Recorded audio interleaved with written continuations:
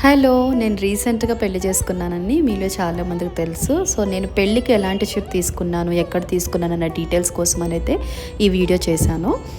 నాకు పట్టు చీరలు అసలు ఐడియా లేదు. కనీసం పట్టుల పేర్లు కూడా తెలీదు. జీరో ఐడియా తోటి అసలు నాలెడ్జే లేకుండా నేనైతే ఈ స్టోర్‌కి వెళ్ళాననమాట. అక్కడ ఉన్న వాళ్ళ హెల్ప్ తోటే నేను ఈ శారీస్ అన్నీ కూడా చూస్తున్నాను. ఫస్ట్ నుంచి కూడా నాకు ఈ కలర్ కాంబినేషన్‌లో తీసుకోవాలని అయితే ఇష్టం అనమాట. Gold with silver.